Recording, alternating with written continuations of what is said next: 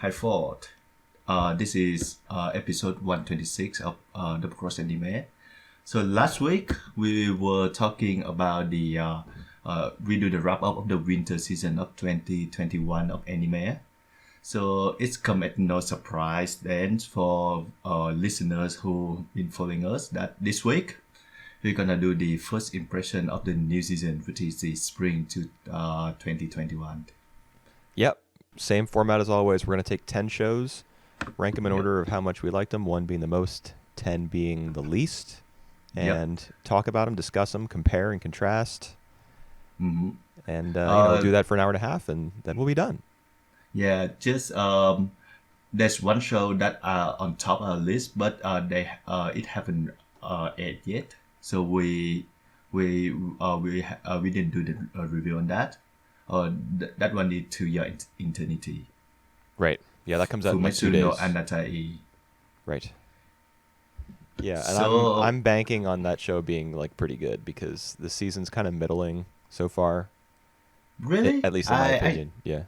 Alright, I actually enjoyed this season quite a lot. Like there's some titles that we about to discuss, and some other title that I feel like it's better than I expected it.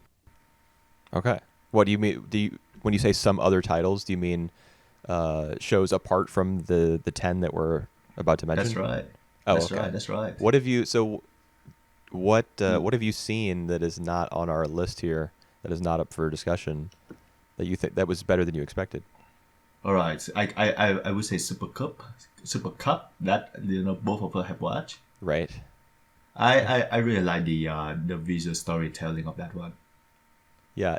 The Super Cup definitely. I mean, my expectations for it were basically 0. So, not difficult to clear that bar, but it was better than I anticipated. That's true. Yeah, and I also enjoyed Masquerade, which I didn't really think much of it before I watched it, but it turned out to be the first episode turned out to be quite interesting. Have not seen that one yet. And Godzilla SP as well. Okay, yeah, we definitely feel differently about that show. Have you watched that show though? I haven't watched the full episode. I've watched parts of it. All right. And it's just I can't All deal. Right. Fair enough. Some of the show that turned out to be a dot as well, like Shaman King. I watch it. It's just so bad. Yeah, I haven't seen it. I waited for you to tell me whether or not it was any good because I had heard that it was kind of crappy. Yeah, it's so crappy. But let's talk about the 10 show that we're gonna talk about in this podcast. All right. So we do it like usual. We do it alphabetically. Mm-hmm. So we start first with the show that just aired technically just a few hours ago, by Bishounen Tanteidan. Yep. Pretty Boy Detective Club. Indeed. This is a very shafty show. Yeah, can you just tell me what is the rules of being the Pretty Boy Detective Club? Right. In order to be a member of the Pretty Boys Detective Club, 1, you have to be pretty. 2, you have to be a boy, and 3, you need to be a detective. Those are the rules. It's just they're not in the negotiable. title. It's just so stupid. Like I oh would yeah, say the show's definitely dumb. Yeah. All right, how do you feel about that? How do you feel about the first episodes? You remember when we did the spring 2006 kind of time capsule thing, and we watched Ouran Koko Hostabu? Mm-hmm. This show is basically Nisio Isin's version of Ouran, but it's not fun. All right. It's just really dumb, and I don't like it. That's interesting, because I was reminded of that show as well, because they have like all the pretty boys in a club, just like the show, and this time I found some of the dialogue are really pretentious. But yeah, the opening monologue with the Voltaire quote. Yep.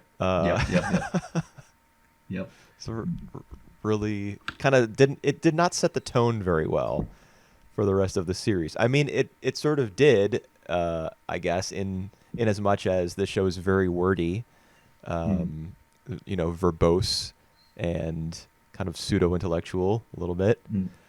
Yep. But it didn't set a good tone, like for me, like for my viewing experience. I was kind of like rolling my eyes already. I just mentioned that because although that I know that it's self-pretentious and it's really a sharpy show, I still on board with that. Nice. Well, that's good. I mean, I know you're a Nisio Isian fan and a Shaft fan. Yep.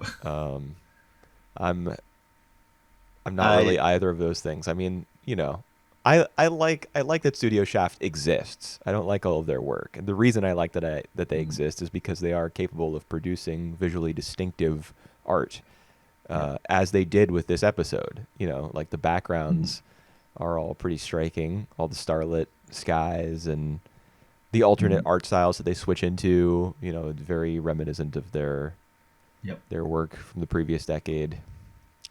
Monogatari, Sayonara Zetsubo Sensei, that type of stuff. But, as for the actual characters and the quote-unquote story, whatever that's going to be, there's nothing for me to grab onto, I feel. Yeah. Except for the blonde-haired middle school boy's legs, which are of great interest to the cameraman. Yeah, I just don't know why he have to show his leg every time he's on screen. It's just purely fan service. Well, you're like the Monogatari series is your favorite anime of all time. You know why? You know why he had to show his legs. I mean, like with all the girls, I can, I have the tolerance for that. But I don't know what I feel about all these pretty boys. Oh boy. Well, I don't know what to say in response to that. I mean, all right. Being said not that, every though, show is made for everyone. All right. Being said that, though, I'm not sure if you want to watch the second episode of that. It's possible that I will come back to this. Like, if people are saying really nice things about the show, like after a few weeks, I might come back and try the second episode. For right now, though, I don't intend to ever watch it again. All right, because I do think that the second episode gonna wrap up this introduction story, and I think that the way they resolve these mysteries gonna be really stupid. How do you know this? All right, I don't know, but I have a theory of how they show this, and it's already sounds stupid, but I think it makes sense with the shows. What's the theory? All right, the theory is she can't see the star anymore. Remember? Yeah. And she have the beautiful eyes, so maybe the star is in her eyes. They just somehow. I mean, there was a shot somewhere in this episode of like a close-up of her face, because Shaft is all about super close-ups. There's a close-up of her eyes with like literal stars flashing across them. I think that's one of the clues. Yeah. And I think like with this kind of show, it wouldn't sound so far-fetched that this is the way that she will see her her dream again, and so what's she gonna do? Like look in a mirror? Or this main guys who a total mystery, gonna pull a star from her eyes. It's some kind of that's crazy stuff. That could happen. So like some sleight of hand trick where he like puts his hand on her back and like dips her, and then he like reaches behind her head or like in her ear and pulls out a little star necklace or something, and something like that. I don't. Something like that. Okay. Why not? I mean, there's no reason why they shouldn't do that. They can do whatever they can do whatever they want. They are doing whatever they want, obviously, based on this episode. The amount of dialogue was just copious dialogue, man. All of the character profiles, like she went on for minutes and minutes about each of the boys who were like in this art club room where the detectives all meet. And Yep. I was just like fading. I was just kind of falling asleep, listening to her talk about how this boy he's got this reputation in school, and oh you don't want to be caught alone with him because he's you don't know what might happen, and oh well, instead of talking to him or letting him express anything about himself like visually or anything like that, let's move on to the next boy, and here's what he does in the school and blah blah blah. Just kill me. Yeah. Yeah. I think it's supposed to be that way. They're supposed to be, Well, it like, sucks. yeah. Well, I would say though that Nishio Ishin, he has an obsession with the gifted, the talented. Yeah. Because I just feel like all of his work is all about these special gifted guys, and it just way too over the top. But the thing is, he on way like making them like as typical and over top at first, and then like through dialogue and through like some more episodes, we see more of them as a person. So I think that's why that I enjoy his work, and especially his Katanagatari and Monogatari a lot. Well, I mean, what amount of potential do you think there is for this show to All right. undergo a similar evolution? Like, are these characters going to reveal different sides to themselves as time goes on? I can't I I would imagine them doing I would that. say that they did it a bit with the red hair guys at the end. So when he talked to the girls, That was we the see. Go ahead. Sorry. Go ahead. All right, that was the worst part that you feel. That's Yeah. interesting. All right, because like he's supposed to be a delinquent, but when he talking to her, he show more side of like more of a soft side from him. I think this is that is one of the strong scene for me. Yeah, but Tell me this your reason. this is the first episode, so the Yep. show creates a misunderstanding about his character and then clears it up right away. Is that really evolution of his No, no, character? no, no, Is no, that no. So, I just mean like that was something like deeper than what he appeared at first. No, there's So no. that This is episode 1. There's absolutely no quote unquote 3 sets of quotes on each side of this word depth mm, to his yeah, character. They set us up to be uh, late to labor under a misapprehension about his character, and then whoop, just kidding, he's actually much deeper than you expected. It's yeah, episode 1. he eat the food from the floor. Oh my You got god, to what a respect that. prince. How you feel about the main characters? The No, just no. the blue hair guy. Oh, him. I don't know. He seems like a wacko goofball. Yeah, I'm sure he's carrying some sort of hidden pain deep in his heart.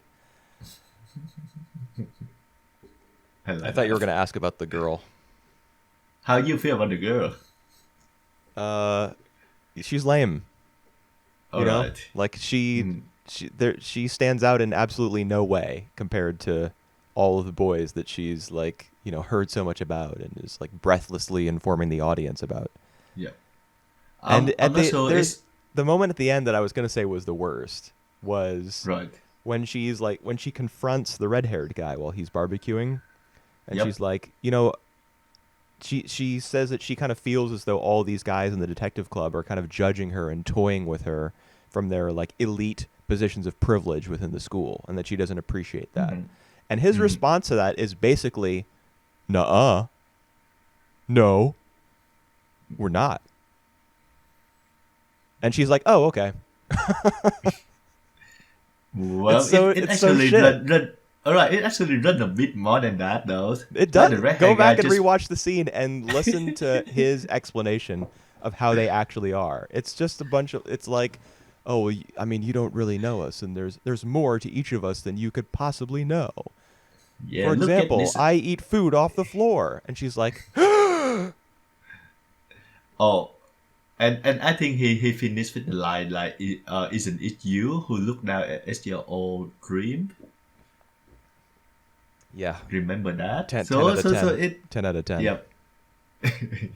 Yeah. So I'm definitely agree with you that like it's the dialogue that drive the story. So if you don't like the dialogue, there's nothing much to engage you at all because the characters are all lousy at the moment. Even I who like it, who like his writing, who like the sharp style, feel that all these characters are lousy at the moment. Yeah, well, it is just episode 1. But there's already so much depth. Well, all right. How would you rank this shows? I put it 7th. I put it. Let's see. I put it 4th. All right. So we put it 7th. Cool. All right. The next one gonna be Jouran, the Princess of Snow and Blood. Right. What the hell was going on? Like, what is the context for any of this? I was about to ask you the same because after the first episode, I still can't really make out what this show want to be. I mean, I understand what it is. It's like a procedural, supernatural mission sort of show. There's that scene where they're talking. Yeah. It's her and the blonde geisha woman and one other guy. And they're all in the basement or something of some Japanese estate. And he's giving them their mission. They have to prevent an assassination by taking out like a dirty politician or something. So with that as the framework, the show is, it's like a supernatural mystery case sort of thing. Yeah. But what's the context? I don't. Yeah. What's the deal with all the political talk surrounding it? I don't understand. Yeah. Well, I think it's still just the first episode, so there's gonna be more on that. So my theory for now is that it may be their supernatural abilities come from some sort of government, experiments. Yeah, I mean, they're working for the government, like a black ops division of the government, probably. Yeah. I just don't feel like this because it's supposed to be the alternate historical Setting. like settings, and I just don't think that the supernatural and the imperial piece they mesh it very well together very well in these 4 episodes. Yeah, that's true. I mean, I don't think it's impossible to do that, but this episode really wasn't concerned with spelling everything out. Mm-hmm. It just kind of launched us into things.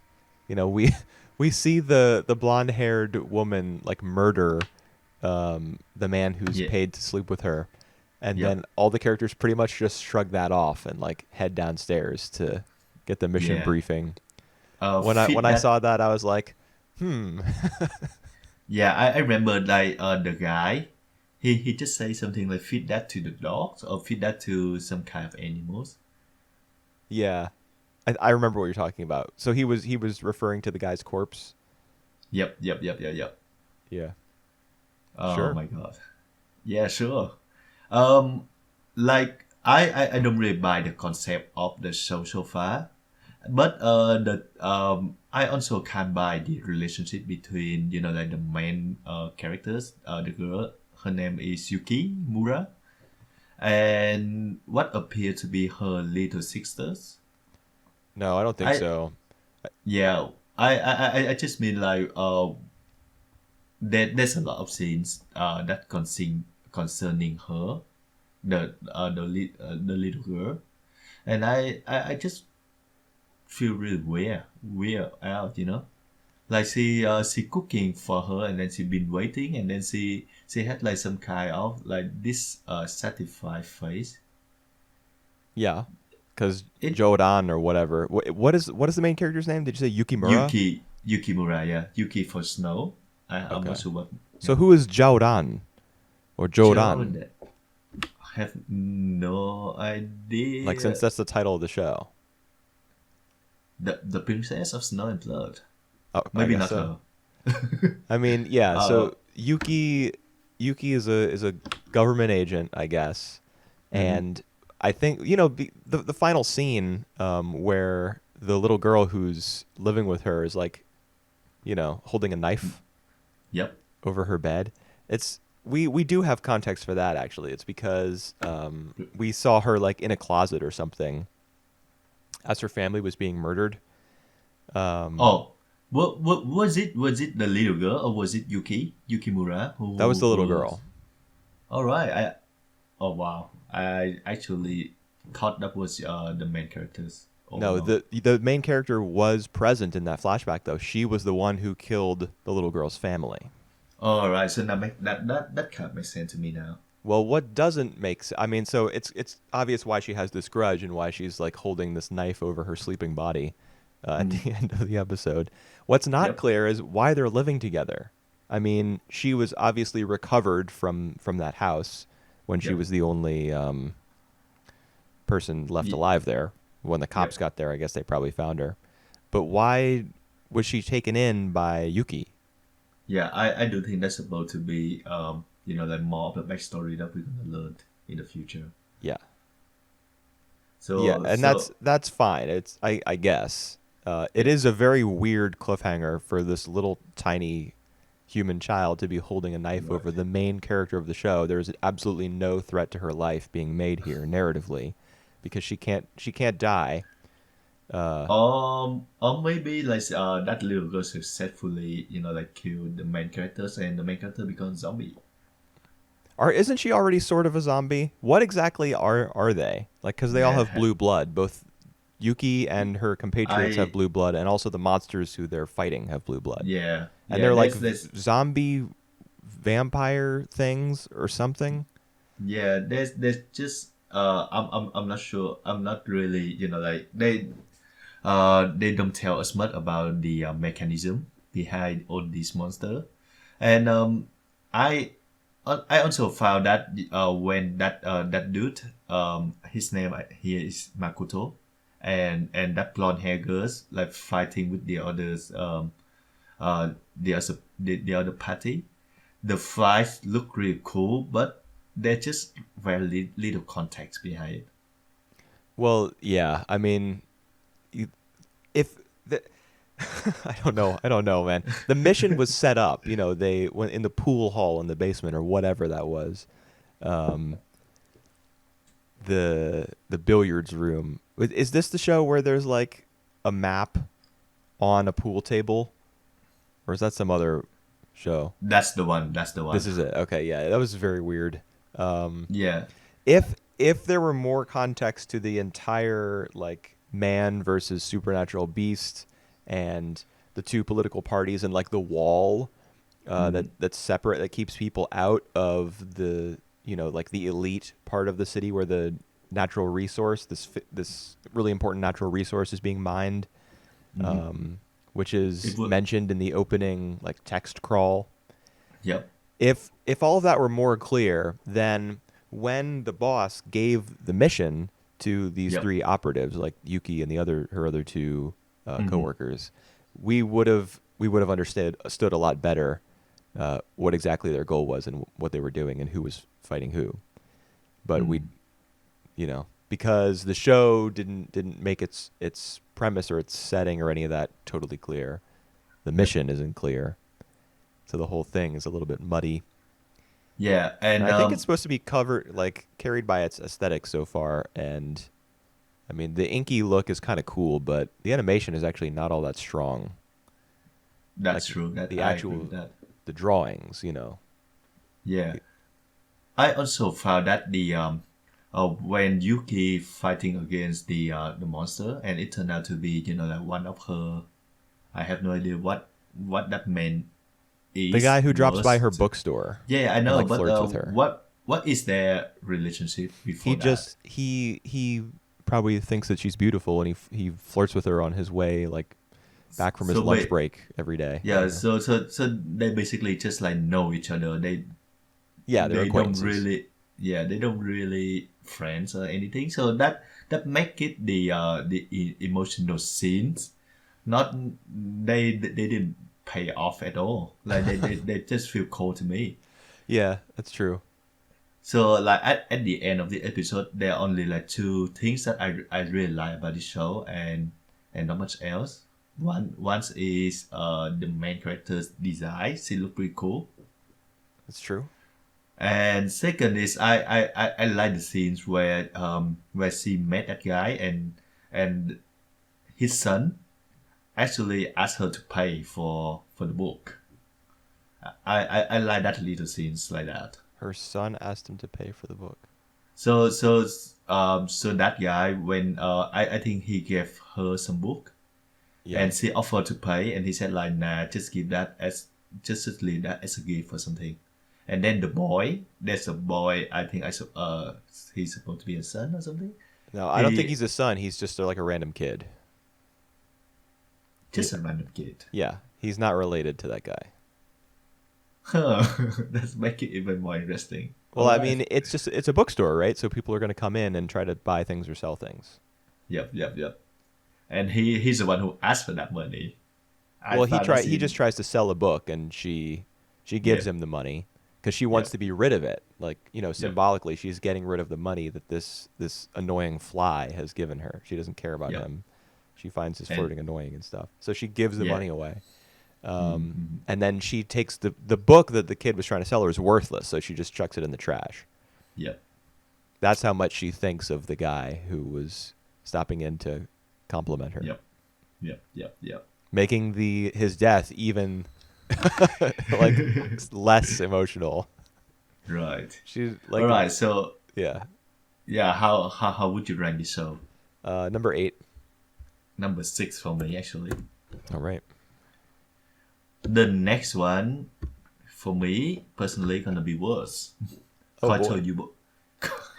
Koito Yobu ni wa Kimochi Warui. Yeah, Koi Kimo. Koi Kimo is with the English title is too sick to call this love. That's right. All right. What an accurate title. It is. I just feel the whole thing is creepy. Yeah, pretty much. I mean, we're the two guys who were set on After the Rain being the best anime of the year that it came out. Yep. And this show also has a teenage girl and an older man, and a relationship between them that is going to develop, I guess. The difference is, well, I mean, obviously the first difference is that in this show, the adult male is literally a predator who does not take no for an answer. Yep.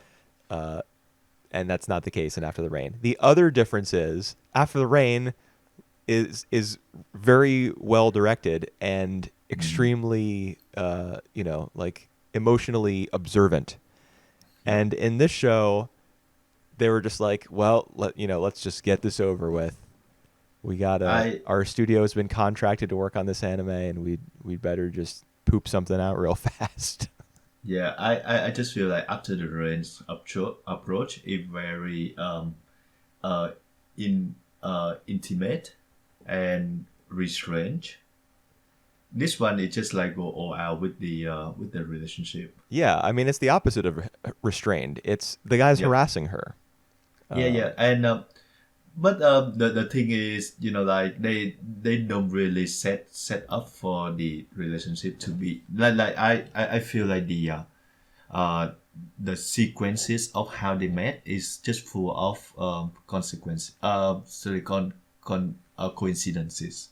How did they meet? I don't Like- even remember. All right, so She saves him from falling down the stairs. Yeah, so that one coincidence, and then he met he meet her again as he come to the house, Right. as he the friend with His little sister. his little sister. And I remember like later on there's one scene that he accidentally saw her in the cafe, so he approaches her. Right, and he also bumps into her on the street, and then they go grocery shopping together because Yeah, she needs yeah. to buy more than one thing of eggs or something, and it's one Yes. per customer. So she's like, That's right. "Well, you So better." that as come. well. So Yeah. it's just like full of like coincidence at that point. This is supposed to be like the two together, the two of them together. It just feel so not structured very well for me. Well, I mean, yeah, it's full of coincidences, but coincidences are necessary to bring characters together in I most stories, unless all they're right. like, really well written. And I anime allow doesn't it have a lot of once. those. I don't allow it's like happen like 4 times in at the span of like an episode. That's probably a good rule. No Yeah, four and coincidental meetings. 3 is the that max. and the second thing that I felt really convenient is that like for now her sisters are just all supported for this relationship. And even the main girl's parents are really okay with that. Okay with the fact that like, there's some guy who's sending her the gift every single day. Kind of makes you wonder about like how actual Japanese parents would take this. Yeah, yeah. I Like think it culturally, depends. is would some Japanese parents be like, "Oh, well, just wait till you're 18 and then hell yeah." You know. Yeah, I would say like most of them would freak out. Yeah, Like probably. my teenager is too young. Like she's still studying, so like wait a bit of time. Right. But Yeah, the some of studying thing, them, that's definitely what Japanese parents would say. Don't yeah, don't mess with my child's entrance exams. yeah, Don't yeah. distract her. But others, if they see like this, the guy are rich and like respected enough, they just maybe gonna just give in. Right. So Yeah. I I can't say, but yeah, this guy is just a predator. So I don't think it's creepy for an older guy to fall in love with the high school girls. I think it's creepy that he doesn't take no for an answer. He just doesn't really care about her perspective at all. To the point that she say that she feel weird. I think she used other word, but for now she feel weird of him sending the present, Yeah, and he's uncomfortable. still yeah, and he's still doing that anyway. Yeah, well he even says to her like she says that makes me feel uncomfortable and he's like, "Oh, I see. Well, I'm just going to keep doing it."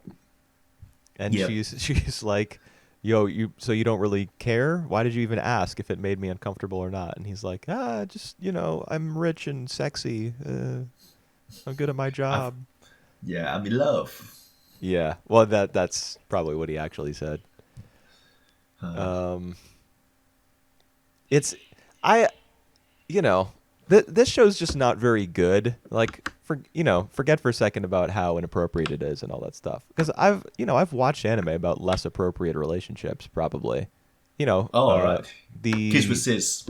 no, I haven't seen that, but I have seen Koi Kaze, which is an Oh, incest right. anime Yep. from 2004, which is Uh-huh. like goes extremely in depth into the main relationship, and I don't mean that in like a crude way. I mean Hmm. like the formation of the incestuous relationship And it then takes a lot of time and it like really looks into the mentality of the two main characters. And I watched and and enjoyed that show. sorry. Yeah, So, and it also about the age gap as well, right? So the man is in his 20s, 30s, and the girl is still high school as well. By I'm this not one, even sure that the girl's in high school. right? I actually In I think that she Caucasian. is. I think she is. Yep. Um, Yeah, yeah. The fact that that now you don't even like really take notice of that, and you just care about their relationship, tell you more about like how they approach the story. well, I mean that show does not glorify incest at all. Yep. The ending Yep. is, I won't All spoil right. it for you, but Haven't watched it's it. not a happy ending. Um, Hmm. but Yeah. this show seems destined for at the very least like a mutually beneficial ending for both characters, even if they don't end up together. And it's just very it you know it she's constantly like brushing him off and saying, "No, ew, you're gross, no thanks, I don't like it." But we don't it doesn't dig any deeper than that on her part. Yep. And the guy is, seems to be completely superficial. And, I'm sure as more, we get more episodes, we're going to learn more about the characters, what makes them tick and everything. But I just can't imagine, based on this first episode and how, like how light of a hand it uses to basically just brush over and gloss over all of this. I can't imagine that either of these two characters are much more complicated than they seem to be. It's just going to be like a cutesy, gradual erosion of her barriers over time until, she's like, well, maybe I do want to get involved with this complete Yeah. psychopath. The thing is, I see she did put up some kind of defense, but it just it seemed too weak. Well, For she now, calls him on her cell phone and leaves a record of her number. So the girl's an airhead. yeah. Well, she can still block him if she wanted to. Why give him the number in the first place? Yep. Well, so that just means that she still enjoy his company. I don't think so. I think it's a massive plot contrivance. Yep. uh, all right. I actually found a perfect getaway from this show to the next one. So What's can that? we just can we just tell each other like what ranking we have for this show before we move on to the next one? Sure. I rank it 9. So did I. All right. So the getaway is that the studio for this one. Who did this? Nomad, right? That's right. That's gonna be the title for the next one. That's right. Megalo Box Season 2. Yep. All right.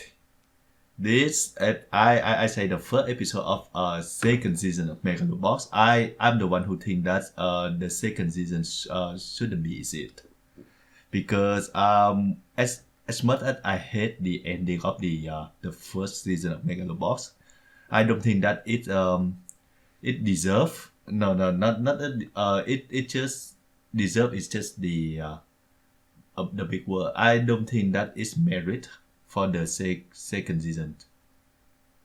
Well, it got one.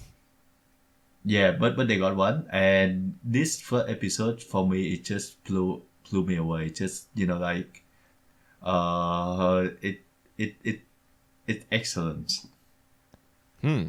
Interesting. All right, you don't like this episodes. No, I did. Investing. I did.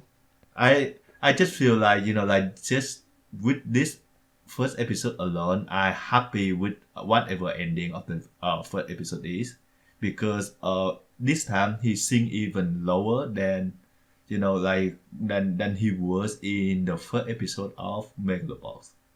Yeah, but how and why? That's what I want to know. He get into addiction, drug addiction, and he just like become a mess of himself. Yeah, but he was like the world champ and stuff, He was the He Megalonia champion. he still fight on the boxing. He still like he still win. He still beat the other two asses, and I think it just tell you a lot that the only thing that he learned from the first season, like from all the glory of first season, is that he doesn't want a fixed fight now. He want a real fight. That's the only thing that he learns. Other stuff that he just didn't learn from, Yeah, but that It was just the entire point of the ending of the first season of Megalobox, which so many people missed in their disappointment with it, is that he finally got an unfixed fight in the final against Yuri because they took off their gear. Mm-hmm. That's the ultimate natural unfixed fight, is just fighting with your fists. Yep. And he got that. He achieved that. So the fact that he runs around in this episode being like, just one thing, I don't do fixed fights. Like, yeah, we know. You already got that. Are you watching the dub version? It sounds like No. what he actually said. No, I mean, I was just doing my impression of what he might sound like in English. You could be good at a voice actor, Go on, do it.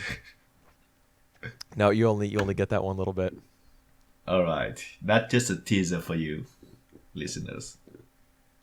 Yeah, so I like this second episode a lot. I think it's elevated everything that came before. So like the whole first season. I wish that there was a little more, Off. just a hint of how this happened. Just like one little hint. I don't think we got that. I mean, I understand that he's we boozing do have and like he's one addicted to little pills hint. and stuff, but how did that happen? I do think that we got one little hint from that. Like he just retired from that world after he losing one match.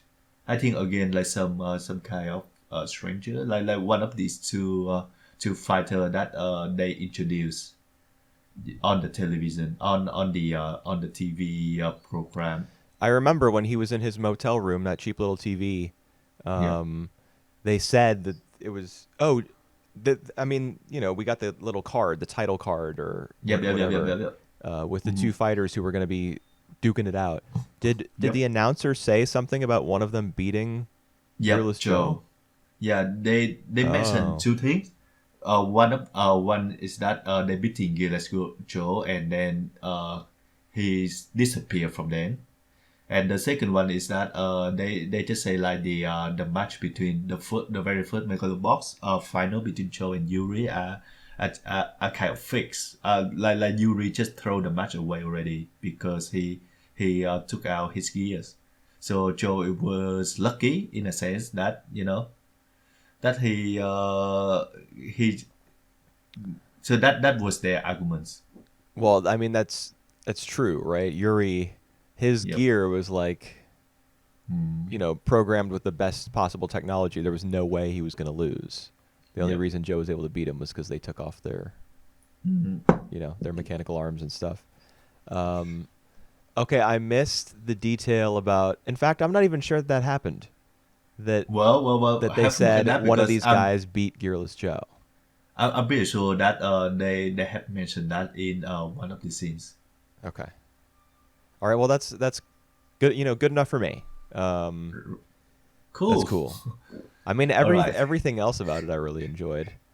I really Um, like the Spanish like theming of the Oh series. my god. The That insert is song at the really- bar, the ED, the episode titles being in Spanish. Yeah. That's really cool. And- Like the scene where he's on his bike in the snow and he bails so he doesn't hit the wolf. Yeah. There's like a lo-fi Spanish rock song with like female vocals just wailing and going crazy. I thought that was awesome. Yep. It like gives the show a bit of color while still maintaining the fact that it's so low key and like depressed and mournful. So I Yep. think it's a think it's a good I- creative choice. I think the only thing that this second season didn't surprise the first one is the background, because I think the first few episodes of Megalo Box really concentrated on the greedy look of the cities. This one Right. we don't see that much. Yeah, it's because he's like on the outskirts of civilization, I feel. And he was in the Yeah. first one as well, but it was more like the slums where he was Yeah. living before in the first season. So there was like a high population density and there were lots of buildings around and And graffitis, we don't see much of the graffitis this time around. right, the graffiti, yeah. In this one, the places where he's going, the towns where he's journeying as a nomad, like a wanderer, to compete in these boxing matches are like they're part of the same economic sphere, perhaps. Like not a lot of money in these communities, but they're also like more sparsely populated. There's just not a lot there. It's like some town in southern Maryland which is close to where I live, where there's like just nothing. There's like just gas stations basically and factories that are really, really spread out, and everything else is just flat land. Yep. I guess that comparison doesn't make a lot of sense for people who don't live very close to where I do on Earth. Well, Yeah, you're right though. The backgrounds were not as there just wasn't Impressive. as much going on with them. They weren't as detailed. They weren't as lifelike or yep. indicative of like what kind of world this is. But I feel like the direction and the way that they choose the framing are pretty good. Like I remember one of particular scenes where he's Joe, he just frustratingly like throw the drug away in the toilet, and then and then he picks them up again because he needs them. Right. So on that single scene, we see like how been struggling with that. Like he still have a pride, and I think he feel that it's shameful for him to use the rock, but he just too dependent on it to, like to throw them away. So I feel like that single scene would tell a lot about his like inner struggles. Yep. I love it. Yeah, he's definitely down. He's down for the count, so to speak. And Chief comes along and kicks him while he's down. Yep. He embarrasses him by throwing the match. I mean, other people don't realize that, but Joe knows that the match has been thrown in his favor, and so that was his one condition. He'll fight if the match isn't fixed. Yep. So he was embarrassed by that. I'm sure his pride was hurt. And then afterwards, when he confronts Chief in the parking lot, the guy socks him real good. He delivers a liver blow to the the side of his stomach there, and Joe just he crumbles. So And that's also gonna hurt his ego. Humiliating. Yeah, I think that Chip know that that Noma is Gila Joe's. Oh yeah, he refers to him as Gearless Joe. Mm-hmm. So yeah, all the more painful. Yeah, because by calling him by that name, he's essentially saying like, I know you're the champion, and guess what? I just beat you in a street brawl. Yes, so just you're nothing. Get just how low you've been sunken now. Right. How you feel about him talking to the ghost Nambu? Oh, I forgot that guy's name. The coach. Right. It's cool. Yeah. All right. I mean, it's pretty ripped straight from like Hollywood. Yep. I feel that as well. Like a character showing up as a ghost, and it's never confirmed exactly, like metaphysically whether they're actually there or not, but they are obviously a ghost, Yep. Just a projection of somebody's self-conscious conscience, I should say. It was fine. It was tropey, but I think it's appropriate for where Joe is in his life. Right. Because it's not as though he has like a strong social circle, right? So the only conversation that he's going to have is basically with himself. I just in the wonder form where's of the his ghost coach. Yeah, I just wonder where the young boy. You remember Who there was cares? a young boy. I think he will come back. He probably will, and I hate it. It was not an important character. What I really want this season not to do is go full tournament arc. And I'm sure that it will. I'm sure we're going to go back to Megalonia, and he's going to have to crawl his way back to the top rank, blah, blah, blah. Yeah. But it would be so awesome if they could just design a story that is not beholden to those, like take out opponents 1, 2, 3, 4, 5, 6, 7, and then make the finals and win. I have now that they would not go that route. Yeah. Like it's just the obvious thing to do. Yep. Would love for them to do the thing that you say. Nah. Yeah. Well, it's I'm still happy that we got this first episode. So Yeah, it's pretty good. All right. Yeah. How would you rank that? Number 2. Number 1 for me. Wow. All right. All right. The next one is the it's the one that we decide the last to put it in our list. Yeah, we replaced Shaman King with this after you watched Shaman King and threw up all over your computer. So we put it on How Hot do you Taxi know? instead. And I'll tell you what, I'm glad we did, because this anime Right. was weird and I liked it. All right. I'm glad you say that. Oh, it's named Odd Taxi for a reason. Yeah, true.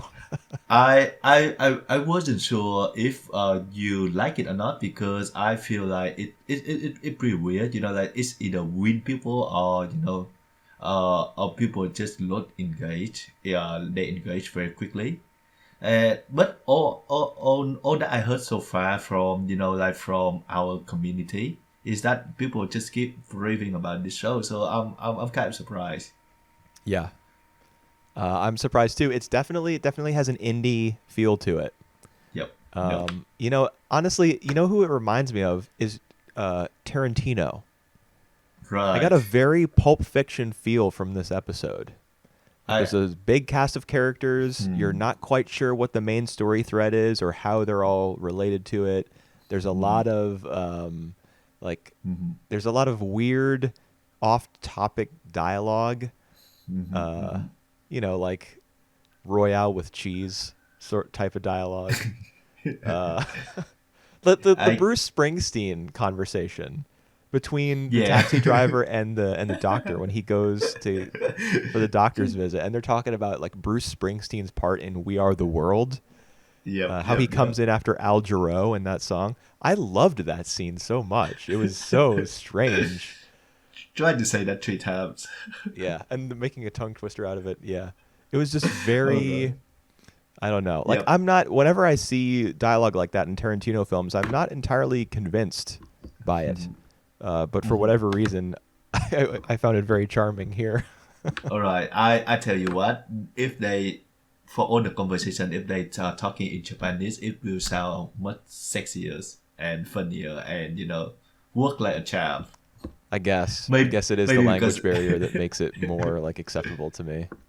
um I do think that it is because I'm not 100% sure, but I assume that the writer is not come from the anime industry, so he more of like the live action one.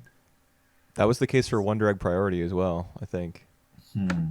And I mean, Uh, I've been seeing a lot of people in the series composition role who are coming from outside the anime industry, and yeah. I mean, I think that's what anime needs, honestly. Yeah.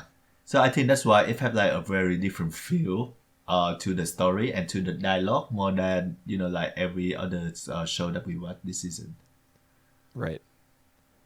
Yeah. Uh It's fun, man. yeah, and I really like the taxi driver. Like at first I think that he more of like the observer. He kind of like endure on the eccentric passengers. But here he said like a personality at his own, and he just like he been firing off. He have like his own agenda. He has his own view of the world. It is a nice his viewing, but I really enjoy watching him as the main character to carry on the stories. Well, the thing is, I'm not sure that he is the main character. I'm not sure there is a main Hmm. character because the first episode Good is point. titled "The Eccentric Driver." So because it's titled after Hmm. him, my suspicion is that Hmm. each episode is going to focus on a different character, and we're going to approach Wow. the main plot from different angles, and slowly it'll be unraveled, and we'll figure out what the central, mystery is, or Oh what my story is actually being god. told. Kind of like Pulp Fiction, Yeah, dude, because you I know honestly what? think I Pulp Fiction love was a it. huge inspiration on this episode. I love it. If good, that's why if like the next episode they follow the acapella the girl, Right. that would be awesome. And yeah, to think about that, like there is the monkey who been ramping around looking for the kidnapped girl, and the kidnapped girl herself. If Yeah. we get like the story from their perspective, that would be that would be awesome. Yeah, I mean, the show has introduced a whole bunch of characters who already feel as though they could carry an episode. And I Yep, have a yep. feeling that we're even going to go into the perspective of like that idol girl. I think was she a dog? I can't remember. What animal was she? The idol girl. Yeah, she's I don't played on like recall a him TV well. broadcast in the bar where the Wow. where the final scene is set. All right. The And dog. yeah, I think Hmm. she's also playing on the radio. Right. When the walrus man is driving around. I have a feeling that the story is going to go in like a lot of different directions and involve a lot of characters who we don't know or Yeah. totally understand yet. And Oh, cool. yeah, I love that's it. my guess. Oh God, I love it. So yes, this if that's the direction that the show will eventually take, I'm even more in than now. Yeah. Yeah, Um. All I'm right. definitely in. No, I mean no matter How? what, I'm in cuz Yeah. How you like the visual? I like the visuals. Mhm. They're very distinctive. I think they did two things in order to achieve the particular look that they had in Yep. this episode. One was they blurred all the backgrounds Mm-hmm. to kind of make it look like a felt board Yep. that the characters were like placed on. And the other one was there was actually some digital grain being applied to the characters themselves. So Mm. with one technique, they're making it a little bit more storybook looking and Yep. illustrative, and with the other, they're making it look more cinematic. Mm. Um, and I couldn't speak to that juxtaposition in like theoretical terms. I don't know what the combined effect is supposed to be, but whatever their idea behind it was, I liked it. Mm. Mm-hmm. Yep. I agree with that. I feel a bit dull though that that we have that shot of like the taxi driver with the passengers because that the only shot that they could make. But and then I just I just feel that I don't know how I would take it if I watch the same thing, the same kind of shot for like a whole core, like a 12 episode of that. But if they they switch perspective and stuff, that's gonna be you know not an issue at all. Right, right. Well, I mean, I feel like the taxi driver, since he is involved in the main story, Mm-hmm. we They're gonna assume appease. based on Mm-hmm. his talking to whoever was in the other room in his apartment that the Mm-hmm. runaway girl or the kidnapped girl, whatever she is living there. Yep. Yep. Yep. That's not confirmed, and that could easily not be the case. Like Yep. we Yep. don't know for sure that she's there, but she probably is. And so because she's hiding at his apartment, he's involved intimately in the story now. Mm-hmm. Um, the recording of her being picked up in his cab has been passed to Yeah. the yakuza monkey man by the Yep. crooked cop, Mm-hmm. who the taxi driver knows Uh, is crooked. Like he yep. says to him, Yep. "Why are you asking me about this guy? You obviously are already No. Well. on speaking terms Yeah. with him." Yep. That was a weird scene. The subs I don't think were totally accurate All right. during that scene, but What's up that you was watching? I just get subs please for everything. Right. Right. Right. I mean I just feel like it could have been translated or localized a little better. Mm. But I still enjoy the dialogue though. oh yeah, me too. The dialogue's the best thing about this episode probably. I think the dialogue is the best thing of this show. Is the best thing out of all these first episode that we watch Yeah, this that's season. probably true. Like there's just so many different directions that they can go in based on the Yep. cast of characters that they've developed here. Even the scene where the doctor goes to the bar, the gorilla goes to the bar Uh-huh. at the end, and Yep. Yep. Yep. there's that monkey guy who's like on whatever version of Tinder exists in Oh, this animal yep. world, and Yep. he's Yep. just Yep. hitting like thumbs up on everybody. That's right. He's who knows how he's going to tie into the story. I mean, I doubt he's just like a comedic side character type of person. He probably has some role in whatever Mm. conspiracy we're not aware of yet. Yep. And Fun. I'm eager to see what that is. Yeah. For now, I'm curious though. There's a lot of mysteries revolving this. I'm not sure that this gonna be the whole core though. Maybe just like half the core, like 6 episodes. But like whatever the direction it take. I mean, Yeah, me too. yeah. I because I do think like it function like Bacano, and Bacano like have like 3 different story like weaving together. Right. Yeah, I mean, So. Bakano's non-linear. I don't think this show is not non-linear, but it Mhm. does approach its plot, Yep. you know, kind of from the front and from the side and from the back, Mhm. which makes for interesting viewing. Yep. All right, I rank it third. Okay, for me it was number 1. Wow. Right. So we got a clear number 1 and number 2 at the moment. I do think that we agree on. We might have like the first 3 shows the same. We probably do. We will see on that. All right, the next one, the soccer game, the girl soccer's anime, Sayonara Watashi no Cramer. Goodbye, Right. Cramer. Yeah. I have no idea what Cramer is. Yeah, me neither. No But- clue. Yeah, let's get into the show. It is a show that I'm really mixed about because on one hand, I see many of the good quality of this. Like it tackle the girl sport, which like one of my favorite topic. It's also about the grassroots sport, which also like my field of interest as well. They have like a kind of attractive character design, because from the same mangaka of like in April. I like it though. Other than that though, like the actual animation is really bad. The story is going really.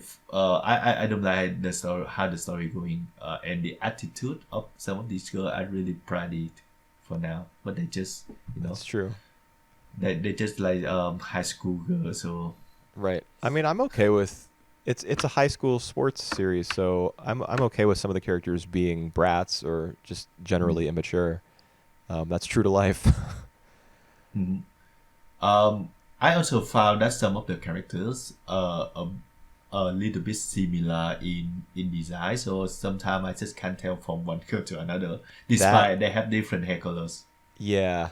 I mean, that's why I kind of went when you said that you were a fan of the character designs. I think all the characters look like frogs.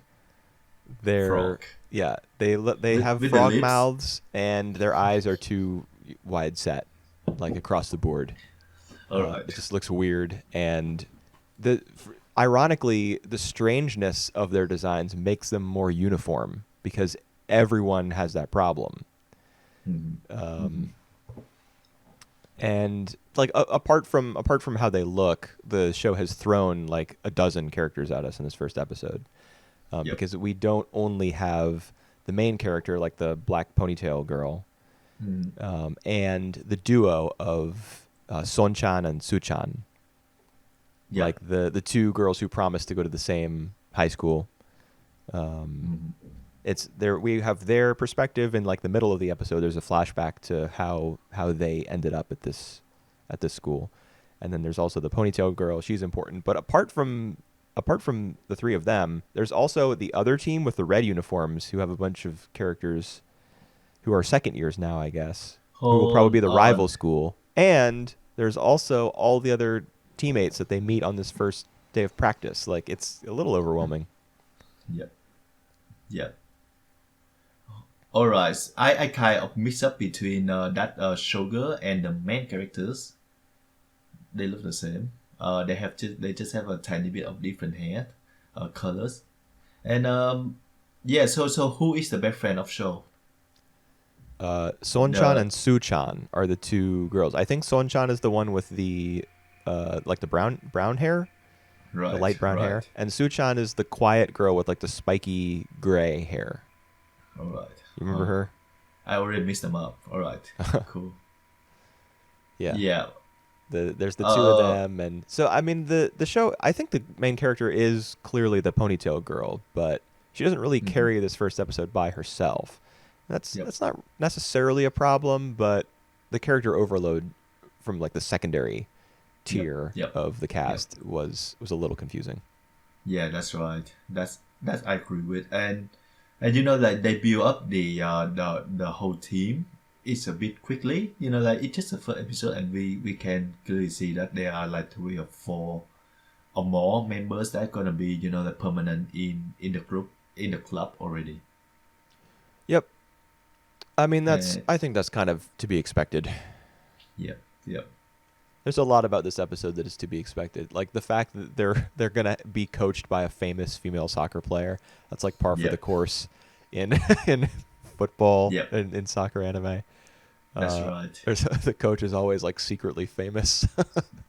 And there's gonna be a movies out of this as well that come out at the same time as the season, and I think that's gonna be cover the event before this. So when they are in middle schools, Oh, that's gonna interesting. that is the movie named First Touch. Huh. Now, Mm. is First Touch the name of an actual prequel manga, or is that Uh, just the name of the film that they decided on? all right. I will have a quick look. I mean, I'm According probably not gonna to watch it, so. according to my anime list, that's gonna be an adaptation of Sayonara Football, which I think First Touch is the name that they made up, but it's based on uh, the previous published material. Okay. Well, that doesn't actually clear up a lot for me, but that's just because I'm not familiar with this Yeah. franchise or Yep. series, whatever it's supposed to be called. And I Uh, don't particularly want to be familiar with it. Like, I thought this first yeah. episode was okay. Yeah, I thought it was okay, but it doesn't really, spring my interest to, watch more of that, and that is kind of like a problem. Yeah. Yeah, I mean, it is a problem. If your first episode isn't getting people hooked or interested or engaged, then, um, you know, that's bad. You're doing something wrong. But That's the job of a first episode.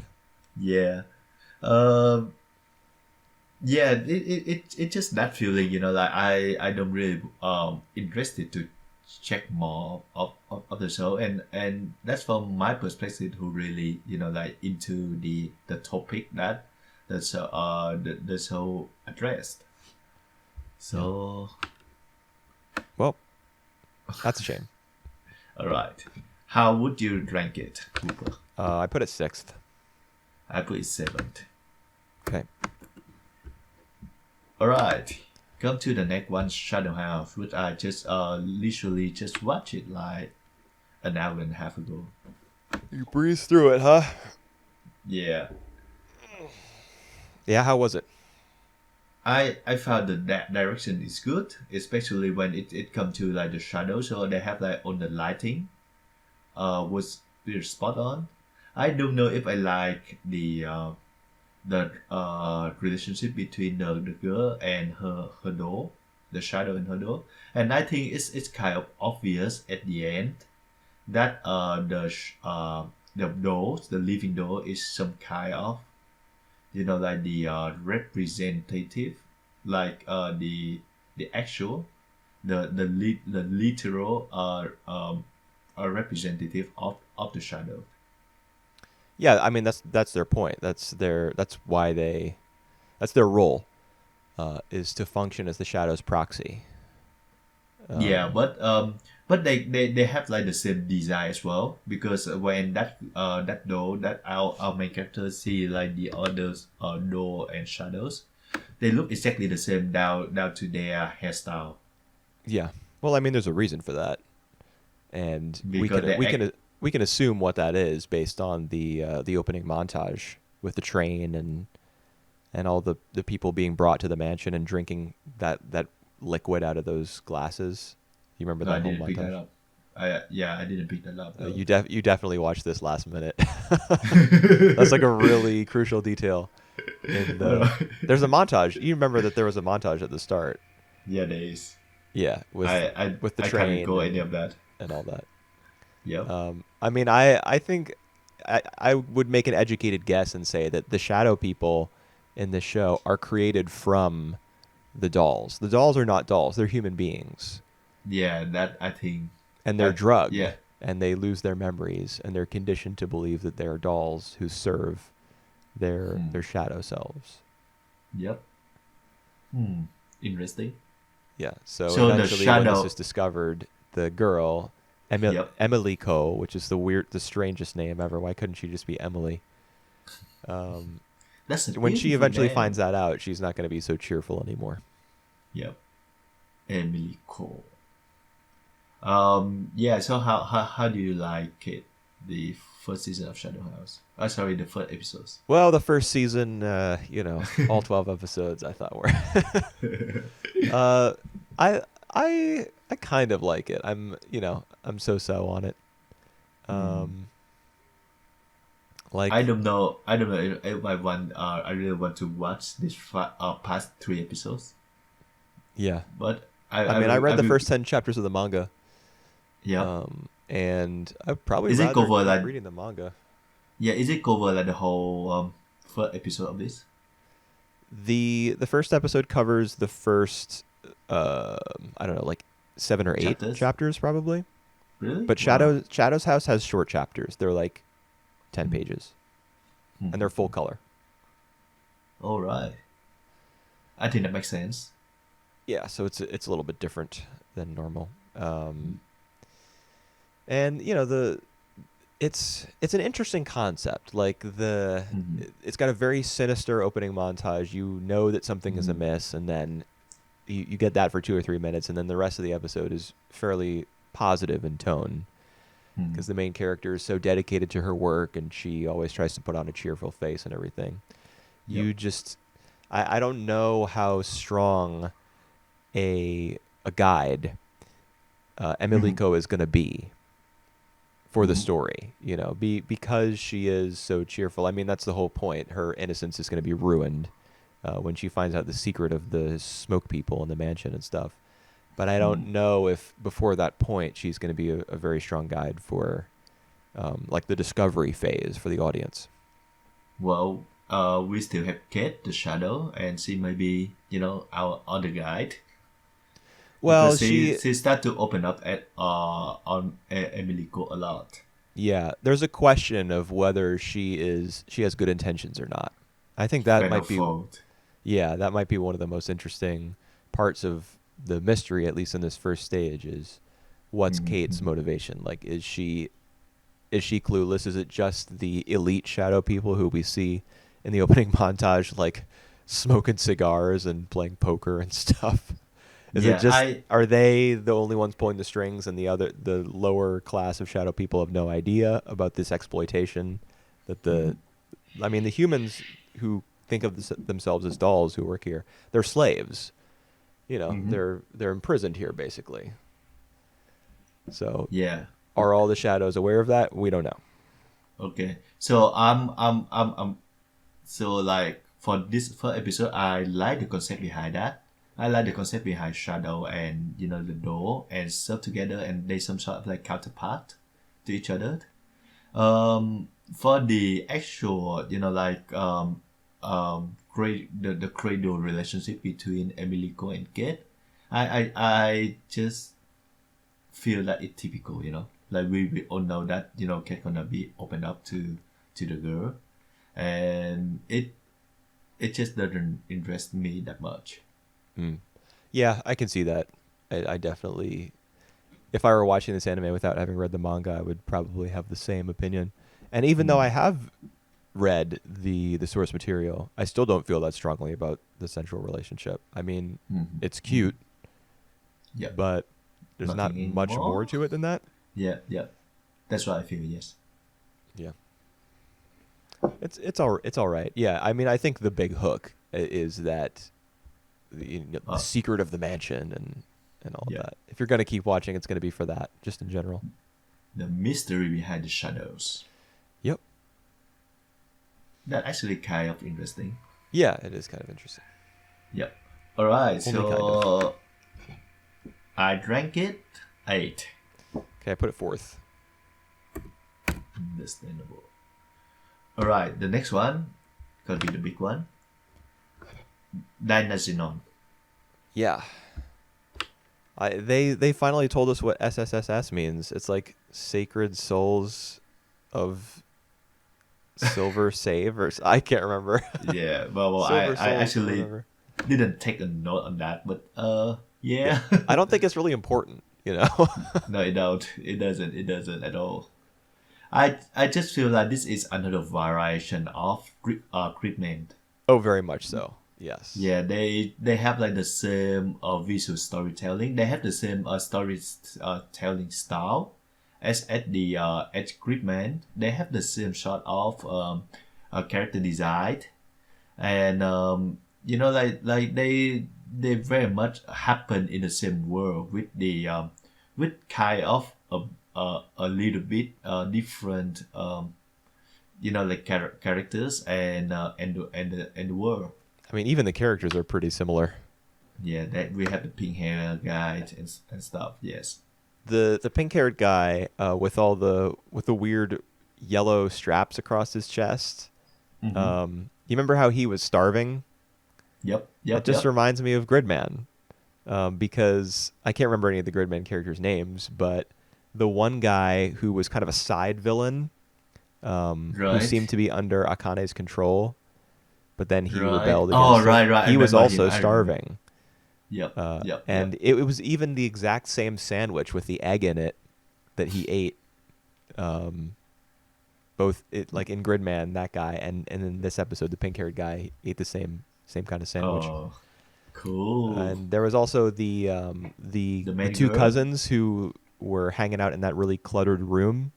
Yep. There was Yep. crap all over the floor. That just a dead ringer for Akane's apartment with all the stuff in like garbage bags Yep. all over her Yep. That's her right. room. And even the main girl reminded me a lot of that girl from Gridman, which I don't remember the name actually.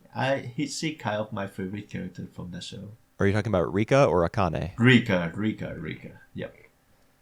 Um, Yume for this season and Rika for Gridman. Right. I mean, I'm not sure what role Yume is going to play in this episode. She reminds me, like, in terms of her, I don't know, how asocial she is, kind of, and how manipulative she is. She reminds me more of Akane because she is always, like, telling boys that she wants to talk to them after school and then not showing up and stuff. Yeah, well, she's supposed to be a love interest of the main character, so I think she fit more of the role of Rika. I mean, just because she is a love interest doesn't mean that she acts very much like Rika. I don't think she does. I think she acts way more like Akane.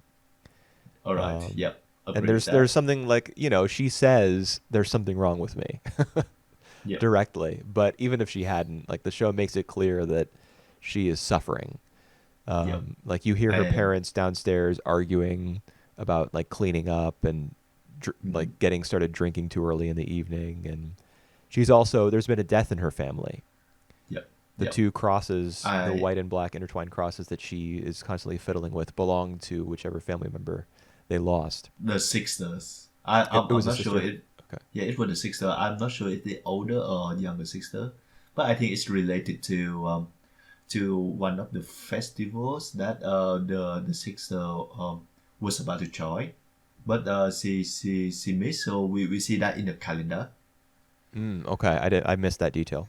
and and that's what I love about this episode because like all these visual detail is just there. They don't really like spoon feed us, but they keep hinting like one at a time, and we eventually pick up and learn from the conversation and the visual visual cues, which I'm just all in about that. I'm just see that this is like the it's a bit extreme, but this is like the highest order of visual storytelling for me. Yeah, I mean, I was definitely with you. When I was watching this episode, I was like, man, I'm really getting a good feeling watching this. It's taking a lot of the best parts of Gridman, or my favorite parts. Yeah. Is there any but? Yes, there is. All right. But when it gets into the robot stuff, Yeah. I was just like, well, I don't really care about this, Like I was really getting into learning about the characters, figuring out who they were, being given, just the right amount of information, and like the synergy between who they were and like their environments and what their living situations and their histories told us about them. It was all like syncing up really well. But when they all get in the robot together, they have no idea what's going on. We have no idea what's going on. And only the obviously pink hair they've got the guy. rest of the show to figure that out, but Yep. we just have one guy who's taking over the show, basically, Mr. Pinkhair, the kaiju hunter. He just takes over Mhm. because he's the only one who understands what the heck is happening. And I don't really like that. Yep. All right. I would say that is it that the show remind you all of the things from Gridman, like all the best and worst quality from that. Uh, I It feel don't it I don't think if I ever felt this lost watching Gridman. right. That's interesting because I also feel that Gridman and this one in at the same like they are sort of two half. The first half gonna focus on more of like human interaction, and like it have like a very restrained approach, and then it will all come up to the second part, which is like uh the robot, the mecha battles, which like usually like over the top and come from nowhere with like the music, the battle music, Yeah, the music was the or same. yeah, all this kind of stuff, because like the first half they don't even have any background music or anything. Right, which I liked. Yeah, which I liked as well, but like it just keeping the same spirit of Gridman basically, and I don't know. I mean, it definitely right. does. There are so many Yep. similarities to Gridman. We've already talked about a couple of them, but Hmm. I feel like Gridman's first episode um, did a much better job of like kind of bringing Yuta along and Hmm. him like slowly learning and cooperating with Gridman, who was in his computer that he had built, because his Hmm. mom had Hmm. like a junk shop, right? Yep. And Yep. there was a computer there. He could talk to Gridman in that computer, and Gridman was like kind of he was like urging him, to put on the bracelet and do the thing and transform. But like there was a sense of cooperation between the two of them, Yep. Yep. and you wanted Yuta to figure this out so that he could save the day Hmm. or Hmm. get in the robot. In Yep. this episode in Dynazenon, there is no two-way street between like robot Hmm. man and main character man. Instead, pink-haired man just literally kicks reason and logic to the curb and it says, "Everyone get in the robot. We need 4 people to pilot it. Let's fight." Yep. And no one else. It Know doesn't what feel to do. good. It doesn't feel as though the main character, the blue-haired guy, has succeeded in accomplishing anything by the end of this episode. Yeah, I also feel that sorry that we compare that much of this first episode to the Gridman, but I feel that the first episode of Gridman have more of a stronger hook than this one, because it's end of a very strong cliffhanger. Like do you remember the cliffhanger of the first episode of Gridman? No, I don't. All right, so after they have the two robot battles and they destroy all the cities. Then the next day when they wake up, like the Everything's school reset. reset. Yeah, that's Yeah, right. yeah. So it is a pretty strong hook. But to say that, I feel that the first episode of this Dynazenon, they focus more about character drama much better than Equipment. Yeah, I agree. I agree. So I already feel for the girl Yume, and I think like Yomugi, the main characters have some has is more interesting than the main characters of Gridman. It's just the pink hair guy that I think gonna Gridman shout out Yeah. for the rest of his run. I mean, who knows whether he will or not? As we He learn definitely more, will. we will learn more, and we'll come to understand like the nature of what it means to be a kaiju hunter and what exactly the conflict is that all the characters are going to get wrapped up in, and maybe his connection to Gridman, because I'm sure they're in somebody's like virtual dream again. Mhm. Um, Maybe he's got a big connection to Gridman that will kind of like link back to Gridman, the Yep. series, Yeah. and in because of that, we might like be, feel more endeared towards his character. I wouldn't be surprised that maybe some of the characters from the original Gridman come back in the latter half of this. If they do, I'm pretty sure it's only going to be that quartet of characters who like wore suits and piloted the extensions, like the limbs that came down and attached to Gridman in the combination scenes. They might recur, but I don't think that Yuta, Rika, or Akane will show up. Will come back. Yeah. They're part of their own separate digital existence. Yep. All right. So I'd rank it second. Number 3 for me. Yep. So we have the same top 3. Mm-hmm. And the rest are kind of jumbled. Yep. Which is good. All right. I think we only got 2 more shows left. Yeah. In fact, I think we have the same rating for the last 2 shows. But yeah, I was about to say that. The World Ends With You, the animation. Yeah. It's really weird, like usually like I have like the movie website IndieWire. I don't know if you heard of that. The what? It's IndieWire. Oh yes, I have heard of IndieWire. They usually like cover movies and TV series, but not anime. But just recently, like the review of The World Ends With You, the first episode come up there. And they give this one like a positive review because that's just because the sequel to the video game is coming out soon, so that review is probably bought and paid for. That's right, and I think that it's just because like the author, the reviewer, he's already know about this franchise. He's like a fan of the game, so he just when he saw the first episode of this one, he just like all over the moon for this, because for me when I watch it, it just feel like a game. It doesn't feel like the anime, the series for me. Yeah, they doing quests. They they also like explain a lot about the mechanics of its games. And the characters are really, really, really bad. I think the only one thing that I like about this one is like I kind of like the character designs. Yeah, the designs are cool. They get the really, really thick line work, if you can call it that, because I'm not sure if the entire show is CG. Right.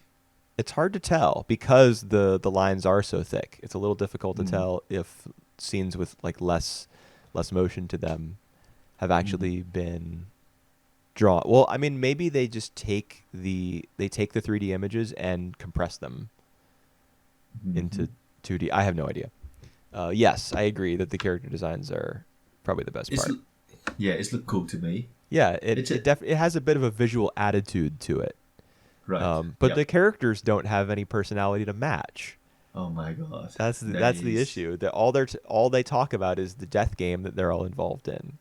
Yep.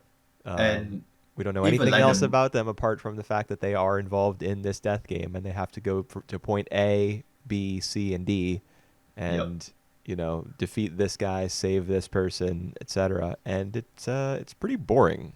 Clear the quest. That pretty much what they do now. And the main character is just a paper plank characters, like literally. Yeah. He had amnesia, and I feel like I don't know like how the how the show gonna goes, because it's supposed to be 7 or 10 quests. I think 7 days. So it is 7 days, but in the game, The World Ends With You, there are 3 weeks. You have to play out 3 7-day weeks. All right. And in each week you have a different partner. So right now he's partnered up with the girl who like has a teddy bear or something that kills frogs. All right, understood now.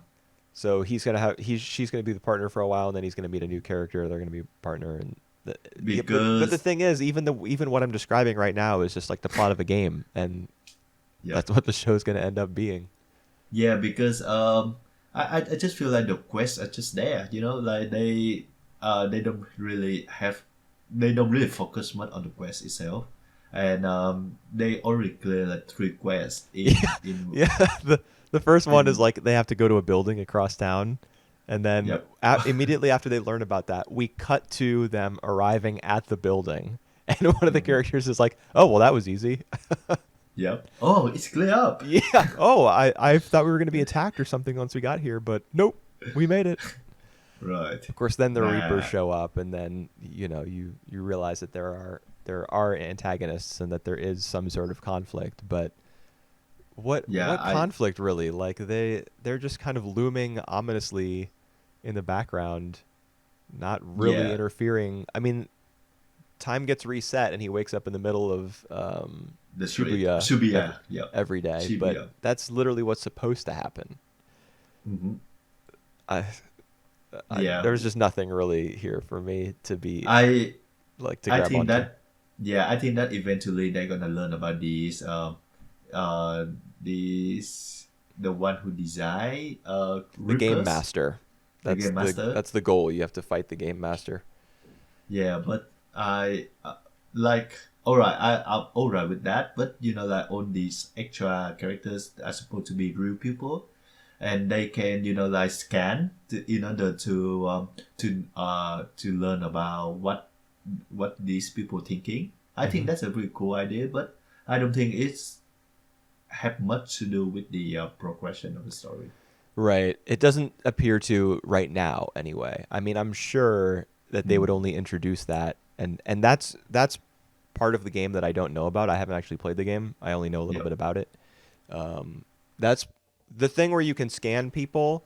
I don't know how that's integrated into the gameplay, and so I don't understand how it'll be part of the story. But I think it'll be important.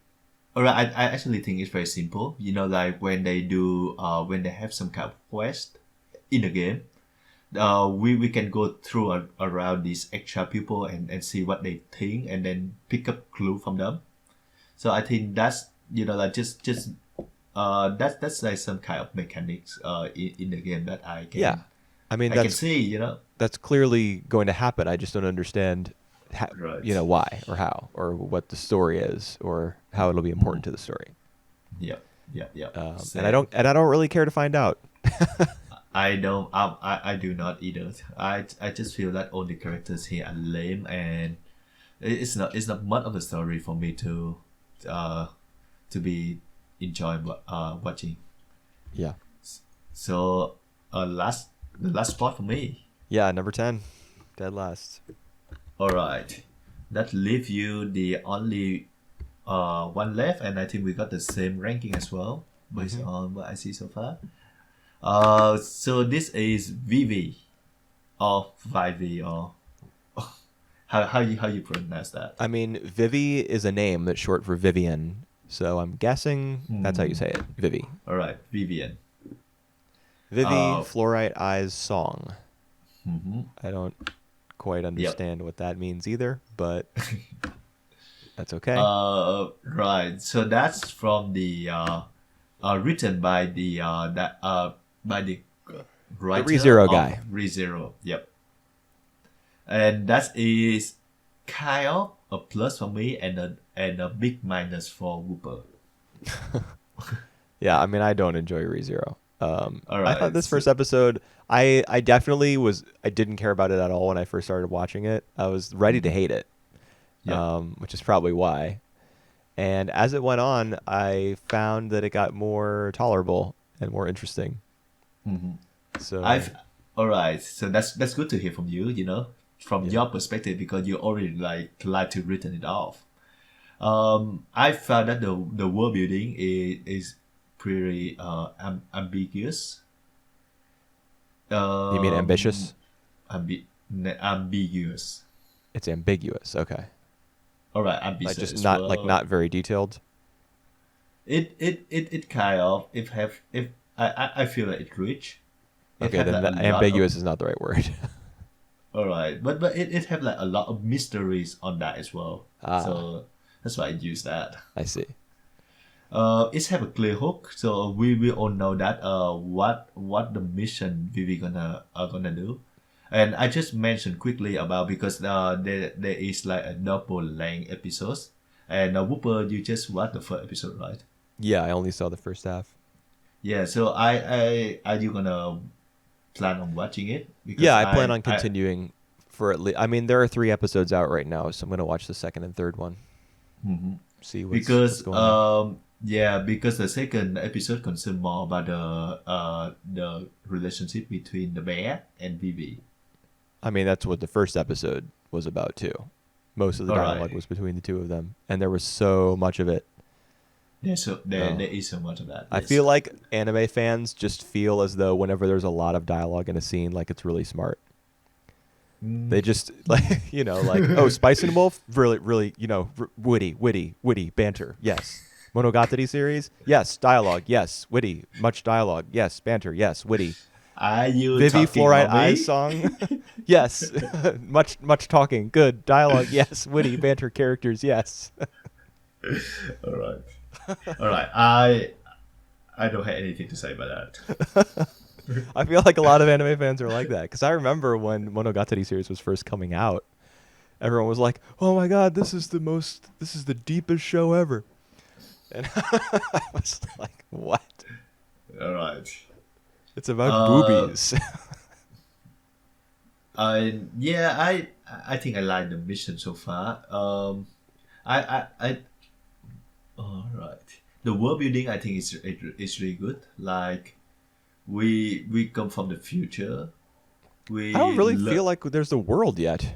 Everything that we've done has been in this amusement park. That's actually right. We don't know anything about the world. At the end of episode 1 though, she actually come out of that amusement park to save this guy, right? They're still in the amusement park. He's there visiting. He's there visiting the park. Huh. All right. Yeah, that's what the news says. Like, oh my God, this assemblyman is going to be visiting the park, and the reason he went is because he's a proponent of like this AI naming law, which is apparently going to be the first domino that falls over in a chain that will destroy the world or is something. Is he the supporter, or is he the opposition of that? He's a supporter. Right. Yeah. He wants the bill to be passed, and if the bill is passed, then that's bad things are going to happen. Which is why I don't understand why the bear wants him to stay alive. Because if he dies, support for the bill probably dies with him. Yeah, I'm not sure if that is explained in the first episode, but they explain clearly in the second one. Okay. I think I can spoil you that because it's not really that important. But it's more about when he died, they want to push the bill over, so that's why it happened quickly. Oh, that's right. No, that actually is explained in the first episode. You're right. Right. I'm dumb. Nah, that's all right. That's why I don't like this show, man. I can't keep up with the wittiness. How do you feel about Vivy as a main character? Because at first I feel like she like the robot version of Violet in Violet Evergarden, but That's pretty eventually much for me, right. Yeah. She have more personality than Violet for me now. I mean, I feel like they're about equal. They're pretty much tied for last place. Yep. All right. Kinda agree against you on that. I mean, Vivy is. It's what's weird to me is that she is apparently the first autonomous AI. That's how the politician who she saves refers to her. After they talk for a bit, once she's knocked him out of the way, the bomb and everything. He's like, "Oh yes, you're that autonomous AI, the first one ever." If she's so famous, why does no one come to her singing show? She's literally the first autonomous AI ever made. There should be thousands of people cramped into that little tiny space. All right, I think it's mostly because of what her mission is. She's saying to make people happy, and no one care about that.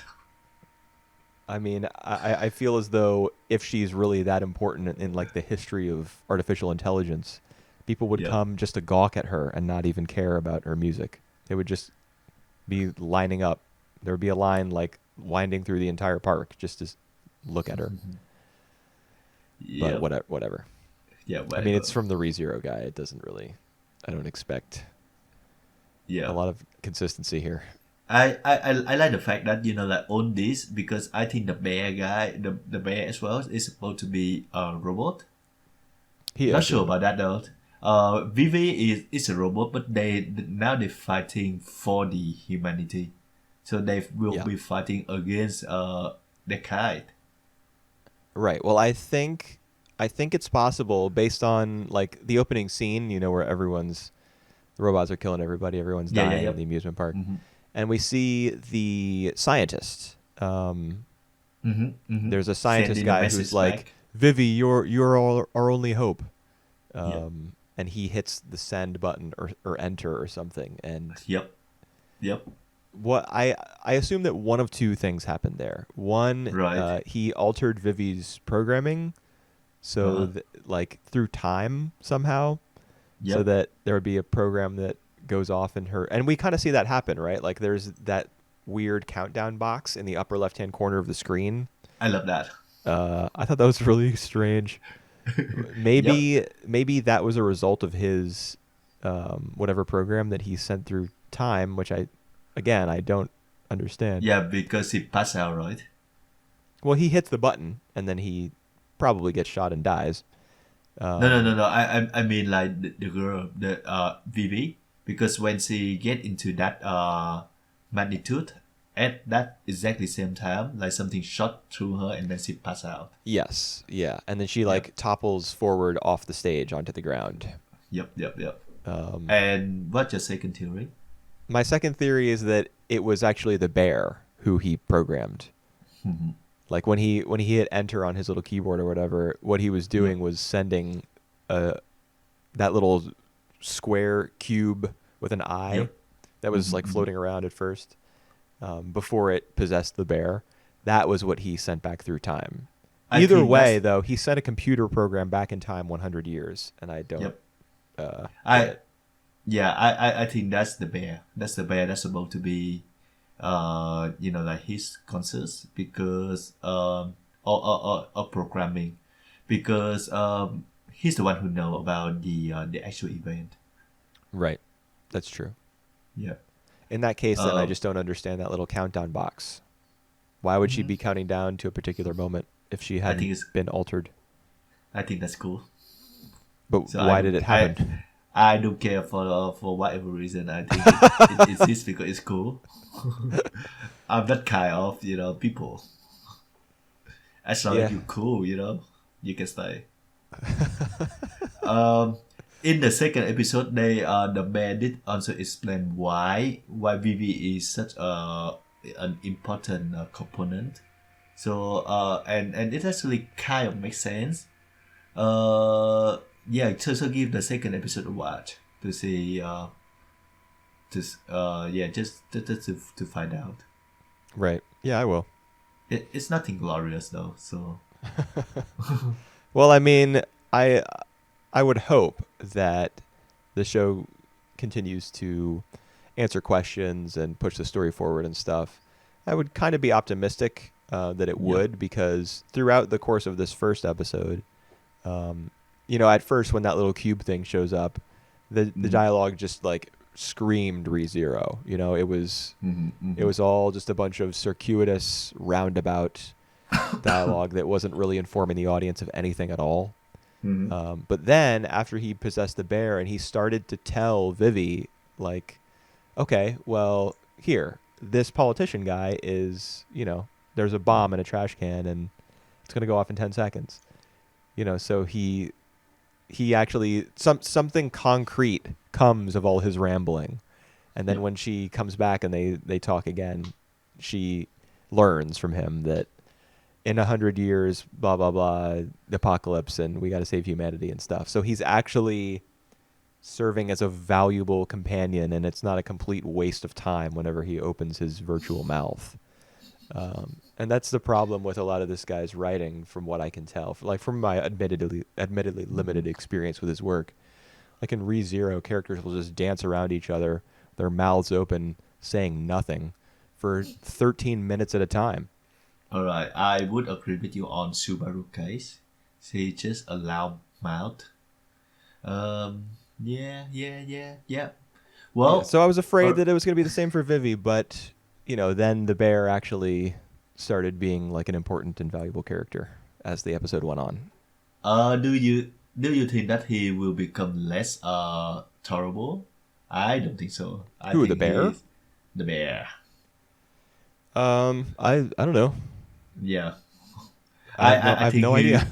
All right, because I think that he will be annoying for the rest of the show with his bubbling, but we will see Yeah. on that. Well, I mean that's part of his like virtual personality or whatever, so some of Yep. that's to be expected, but as long as he like, helps Vivy, as long as he is helpful, Mhm. that's fine.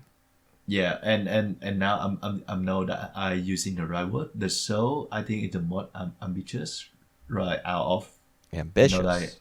ambitious. Yep. Right. Out of like all this show, that's uh it's like one of the most like it's aiming to reach the sky with this one. I Hopefully though guess. I it's mean, yeah, the story's definitely very big. Got to save the yep. universe, basically, hmm or the world. and with that kind of ambition, it can go like either way actually. Like it fall really hard. Yeah, it's true. I mean, I think Odd Taxi is the most ambitious of these shows, just because I have all of I these ideas about where it's going, and Yeah, I it, love it. the way that it seems to be approaching its story is very unconventional and very difficult to write. So I would Yep. say that's probably the most ambitious show. But Vivy definitely has the biggest story, because we got to prevent the robot takeover. Yep. All right. So I and you all rank it at fifth. Right. So I think like the top three show are pretty much we all agree with that. Odd Taxis, Dynazenon, and Megalo Box Mm-hmm. second, Yep. and the fourth one gonna be Vivy. We both put it at fifth. Mm-hmm. Yep. So those I suppose would be our top four Yep. if we were gonna measure such I things. Actually, if we're gonna do the major thing, we're gonna take the first three and maybe we leave one for to your eternity. Oh right. Yeah. I mean, hopefully that's good. Who knows? Who knows? Who knows? That's I mean, right. if Odd Taxi can come out of nowhere and be excellent, then Yep. To Your Eternity can come from everywhere and be terrible. I no chingus, my friend. All right.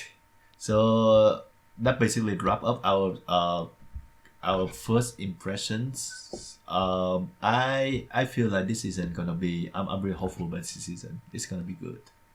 Well, good. I feel like there are three shows that are pretty good, and the rest, like, I am, I could take or leave. But All right, and make sure listeners to watch The Way of the House Husband. It's a masterpiece. yeah, very very good Seriously stuff there. though, I watched the first episode of that show. Just like I hope that it's gonna be watchable. It's hideous. How long have you been watching anime? Why would you? Why would anything? Why would you ever hope for anything? Well, I'm still naive. I think Hope springs eternal. Oh my god! I just like it's nothing move in this show. Yeah, on I don't want to purpose. use that word. Yeah. Yeah, I know what word you're thinking of. Oh my god. So I don't know why Netflix keep doing that. I don't It's know not why the Netflix, man. produce Netflix the does not make any of these shows. They just put them I on don't their know. servers with money. All right, I don't know why the production committee think that's a good idea to keep doing that, but it just like all the fun on the comedy timing are off in the way of the house husband. Yeah, but like, isn't the manga supposed to be pretty good? It's supposed to be charming. Yeah, so just read the manga. Like, nothing Right. of value was lost. Exactly it. All right. So We're done. yep. What we gonna do in the next podcast, Cooper? I mean, right now I have temporarily that we're going to discuss our favorite anime movies of the previous decade. Because you mentioned that a while ago. Yep. Yep, I'm happy with that. I'll probably rewatch some of them just so I have like something to say. I'm not sure.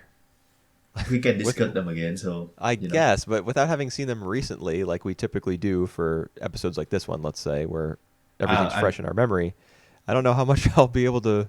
No. I mean, we can discuss about the topic of the next podcast. If we don't feel up to that, I mean, we can do it. I'm just gonna rewatch some films.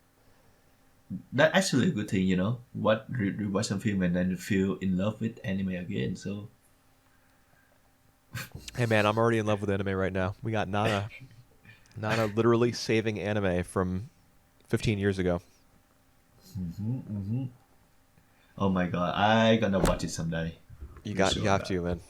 It's so good. All right. So we done. Gonna see you in the next 2 weeks for our special podcast. Oh yeah. See you then. See ya.